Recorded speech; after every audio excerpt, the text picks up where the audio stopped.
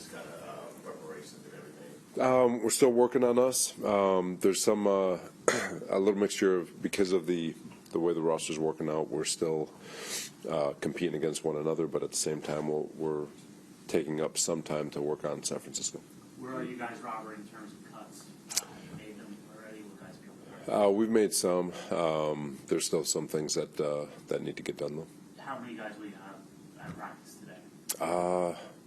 You guys will be at the stretch lines. You guys can count. I have no idea. I know, but 53. Yeah, there'll be a few more than 53 for sure. What is Mike Williams' practice status? He should be getting a few reps today, so we'll start working him back in the team today. Any of the guys who were injured candidates for IR? Any of the guys who were injured like over the weekend, or are they? You guys can play the IR game now with the roster. Yeah, no, I'm with you. We're still sorting through a couple of them. We'll have definitive answers by the end of tomorrow.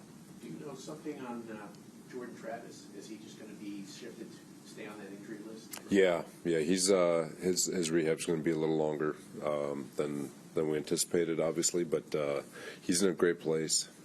He's in every meeting. He goes to all the walkthroughs. Hopefully it's something that we can revisit later in the year. Is there a path for Reddick to be active for week one? Yeah.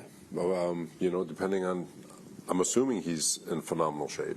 Like I said, he's a veteran. He knows what he needs to get ready. He's had success in multiple buildings and multiple schemes with multiple coaching staffs, and so he's going to know what he needs to do to be ready for week one. So he still has plenty of time. He posted a video. Did you see it? Just working out one of those. Did it look good? It's hard to tell. They looked as good as Makai the last couple of years. Damn. I bet it looked good. So. Every year, obviously, there's optimism, there's everything. But when you look at your first year to now, the roster that you have now, like what jumps out?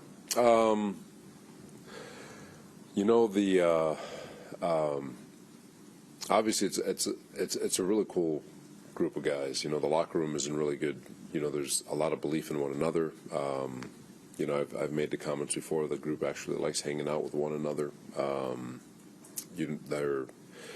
They fit what we're all trying to get done, and it's an exciting roster to be a part of.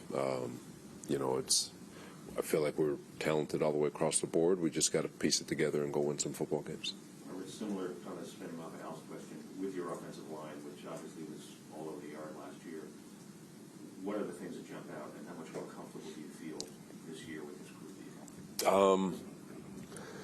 First off, it's a cool thing, but all the guys who got all the experience last year through all the chaos have become unbelievable depth pieces, where we are not afraid to go to them if things happen. But at the same time, when you look at the front five with Tyron, John, Tip, AVT, and Morgan, a lot of experience, and really good football players. I'll single out John Simpson. He doesn't get talked about in this whole thing. I think he's been phenomenal through camp, and he's going against Kinlaw and Quinnen every day. Thought he had a cool battle with Dexter Lawrence during the Giants week. Had a really cool battle with the D tackles at Carolina, which are some of the best in football, and then same thing with Washington. They got a pair between Payne and I'm forgetting it, Allen, two really good ones. So and no one's noticed him, which is a good thing.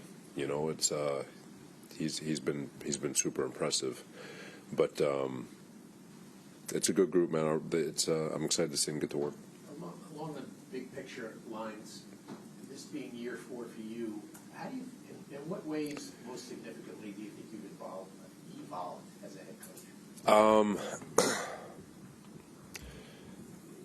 From an evolution, you learn as you go. You're always going to learn. You're going to be better than you were 4 years ago, I guess. First year was just trying to get a grasp on all the administrative stuff, and then the second year was reattaching to what got got me here in terms of just defense and staying connected to those guys. And then last year, I'll speak freely, probably got a little out of whack, and just using this year and just reconnecting to myself and the things that need to get done from a global standpoint, offensively, defensively, special teams. But the administrative stuff, that's easy. It's easy to get through that. It's the getting back to the X's and O's and making sure that all of our focus, including me, is locked in on that. What do you mean by out of whack? Well, last year there was a lot of chaos, right? And just trying to control things that were out of my control, and just making sure that I reconnect to focusing on the things that I got control over. Robert, you have not had expectations. I mean, obviously with Aaron coming here last year, there was heightened expectations, but now with him, knock on wood, healthy, and the improvements you guys have made, how do you personally handle those expectations now, as high as they are, because you know what they are out there, obviously? For sure. I feel like we're always expected to perform at our best, regardless.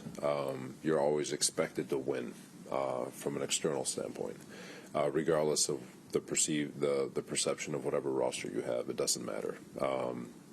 Like I've said before, you're either winning or losing, and expectations are always to win. And we've been in positions. I was in San Francisco our first 2 years with Kyle Shanahan, where the expectation was to win, but we struggled out of the gates. And then our third year, we took off. And so for us, the expectations are awesome, and they've been earned by the guys in the locker room. We got a lot of really cool games going leading up into the first half of the season, if you will, with all the national spotlight and all that. But at the same time, the only expectation that we can truly embrace is the expectation to be our best every single day, and that's it.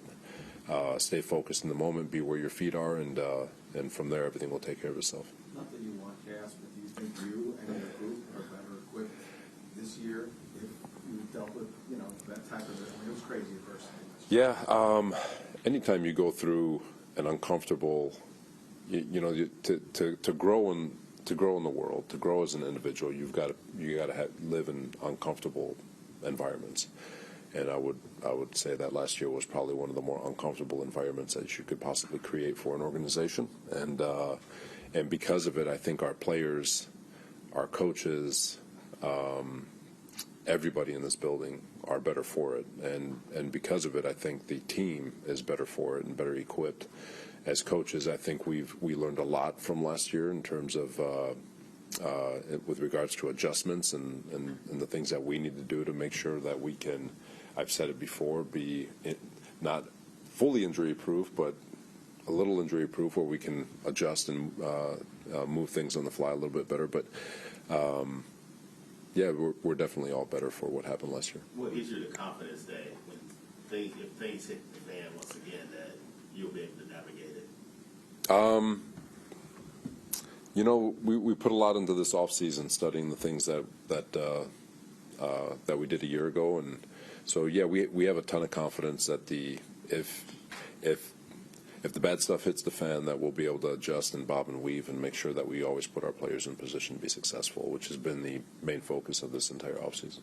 I think you're already like the fifth or sixth, maybe longest tenured coach in the AFC, which is not for long. That's the league. This being year 4 and with the heightened expectations, do you approach this as like a now or never kind of year for you? Honestly, I'm not trying to be cheesy. Every year for coaching is now or never.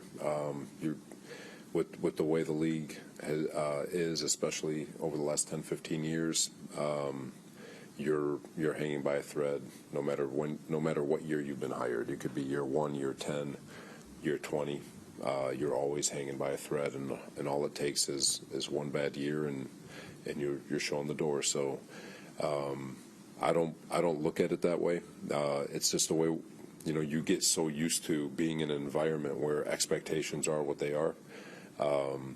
And so that's why it's just so important. And like I said, last year was a great reminder in that. Stay focused in the moment, be where your feet are, and be a problem solver. Have you kept an eye on San Francisco and Williams, and as you guys hone in now, and I'm sure you're going to start carting practices soon, is your expectation that those two guys are going to be on the field on Monday night? Fully expect those two.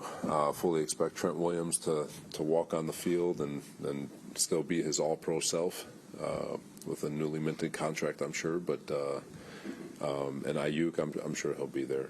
But yeah, you keep an eye, kind of a side eye. But right now it's all tunnel vision towards them and only them. But I'll say this: with or without them, they're still a championship roster, and they've got some dudes all over the roster. It's going to be a fun game. It's going to be a great challenge. Robert, there's always a sense of urgency, obviously, and you have a bunch of guys who I would think they're looking at it as this is our chance. Aaron, Tyron, guys like that who've been around for a while.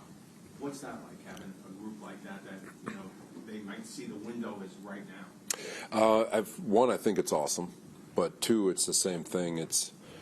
You just no matter where you are in your career, you can create something bigger than it needs to be, right?